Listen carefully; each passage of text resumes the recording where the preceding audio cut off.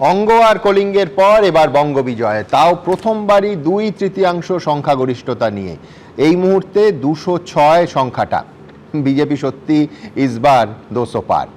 আর তৃণমূল 3 সংখ্যাতেও পৌঁছতে পারল না, এখন 81-তে আটকে গেছে। কিন্তু সমর্থন যখন বিপুল, বিজেপির কাছে মানুষের প্রত্যাশাও তেমনই আকাশছোঁয়া। এবং বাস্তবতা হচ্ছে যে বাংলার অত্যন্ত দুঃসময়ে মানুষ আশার আলো দেখতে চাইছে। শিল্পে, শিক্ষায়, কর্মসংস্থানে, আইন শৃঙ্খলায় একটা চূড়ান্ত পিছিয়ে পড়া রাজ্যের মানুষ বিজেপির হাত ধরে সত্যিকারের আচ্ছে দিনে ফিরতে চাইছে। আমার প্রথম বক্তা বিমল শঙ্কর নন্দর কাছে আমার প্রশ্ন থাকবে যে নিঃসন্দেহে আপনাদের ডাবল ইঞ্জিনের সরকার কি এই বহু প্রত্যাশিত মিরাকেল, একেবারে মিরাকেলই বলবো, এটা দেখাতে পারবে? সবাইকে আমার আন্তরিক ধন্যবাদ এবং শুভেচ্ছা, নমস্কার। জনতা জনার্দন ভারতীয় জনতা পার্টিকে পশ্চিমবঙ্গ পরিচালনা করার সুযোগ দিয়েছেন। আমি শাসন শব্দটা ব্যবহার করিনি, করব না। আমরা শাসন করব না, পরিচালনা করব। কারণ আমরা ট্রাস্টি হিসেবে কাজ করব উন্নয়নের জন্য। এটা ঠিকই, মাননীয় প্রধানমন্ত্রীর কথা অনুযায়ী বলি, বাংলায় পরিবর্তন হয়ে গেছে এবং এই পরিবর্তনের যে ইমপ্লিকেশান সেটা সুদূর প্রসারী হবে। সুমন, আমি কতগুলো কথা বলি, সেটা হচ্ছে এমন কিছু ঘটনা আমি দেখেছি বা আমরা দেখেছি, হয়তো অনেকেই সেই লাইফ টাইমে সেই ঘটনা দেখতে পাবে না।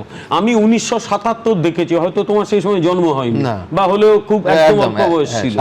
77-এ তখন মানুষের মনে আতঙ্ক ছিল, আমি তখন স্কুল ছাত্র, মানুষের মনে আতঙ্ক ছিল ইন্দিরা গান্ধী যদি চলে আসে তাহলে ভারতীয় গণতন্ত্রের কি হবে। ইন্দিরা গান্ধী চলে যাবার পরে, কারণ আমার বাড়িতে একটা রাজনৈতিক পরিবেশ ছিল, তখন মানুষের মনে একটা প্রশ্ন ছিল, ইন্দিরা আবার ফিরবে না তো? জনতা পার্টির সিম্বলটা মানুষ চিনবে তো? আমার মনে আছে এমএলএ পদ্মত মোহন্তি বাবার খুব ব্যক্তিগত বন্ধু ছিলেন, বাড়িতে বসে বলতেন যে এই সিম্বল মানুষকে চেনাবো কি করে। সেই মানুষ তখন এই মোবাইল ফোন বলে কোনো জিনিস আবিষ্কৃত হয়নি, এই টেলিভিশন চ্যানেল বলে তেমন কিছুই ছিল না, 5 কিলোমিটার দূরে দেখতে যেতেন টেলিভিশন কাকে বলে। সেই মানুষ কিন্তু কংগ্রেসকে উত্তর ভারতে 2টি আসন দিয়ে একদম শেষ করে দিয়েছিল। দক্ষিণ ভারত বাঁচিয়েছিল বলে কংগ্রেস ব্যাক করতে পারলো, নইলে দক্ষিণ ভারত যদি কংগ্রেসকে হারাতো, কংগ্রেসের ব্যাক করা সম্ভব ছিল না। আমি ওটা দেখেছি, আমরা সকলে 2011-তে দেখেছি। 2011-তেও সিপিএম সম্পর্কে সে একই রকম ভয় ছিল মানুষের, ফিরে এলে এরা মানুষের জীবন এবং সম্পত্তি কেড়ে নিতে পারে।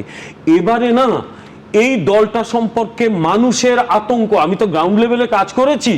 গতকাল রাত 3টে বা আজকেই বলবো, গতকাল আর কোথায়, 3:30 অবধি মানুষ ফোন করে গেছে, দাদা স্যার এরা ফিরবে না তো, ফিরলে মেরে দেবে, আমরা বউ বাচ্চা নিয়ে থাকতে পারবো না।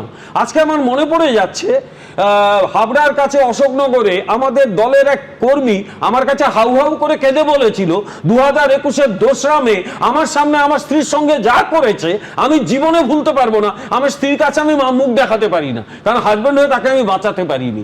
এবং তারপরে এই তৃণমূল কংগ্রেস দলটা একটা বিচার করেনি। যখন কেন্দ্রীয় এসেছে হিউম্যান রাইটস কমিশন, তাকে নানাভাবে বাধা দিয়েছে।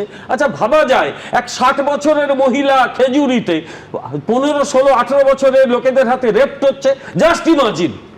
ফলে এই দলটা যাওয়াটা ঐতিহাসিকভাবে প্রয়োজন ছিল, বাংলার মানুষ সেটা করেছে। এখন মাননীয় প্রধানমন্ত্রী তো বলেছেন, আমি যাব বিমলদা, তার আগে এই মুহূর্তে সব থেকে বড় খবর, অফিসিয়ালি ইসি এর আগে আনঅফিসিয়ালি বহু ফিগার এসছে। 16 রাউন্ডের শেষে ভবানীপুরে শুভেন্দু অধিকারী 563 ভোটে এগিয়ে রয়েছেন। আই রিপিট, 21 রাউন্ড সম্ভবত ভবানীপুরে আছে, 20 বা 21 রাউন্ড, আমার একবার চেক করতে হবে। কিন্তু 16 রাউন্ডের শেষে শুভেন্দু অধিকারী নিকটতম প্রতিদ্বন্দ্বী মমতা বন্দ্যোপাধ্যায়ের থেকে 563 ভোটে এগিয়ে রয়েছেন। বিমলদা, মমতা ব্যানার্জিকে হারতে হবে। 2011 সালে বুদ্ধদেব ভট্টাচার্যকে মানুষ যেরকম তার ঠিক জায়গাটা দেখিয়ে দিয়েছিল, এই 2026 সালে মমতা ব্যানার্জিকে সেই জায়গা দেখাবে। কারণ এই পশ্চিমবঙ্গে আজ যা যা ঘটেছে, Mamata Banerjee solely responsible for this.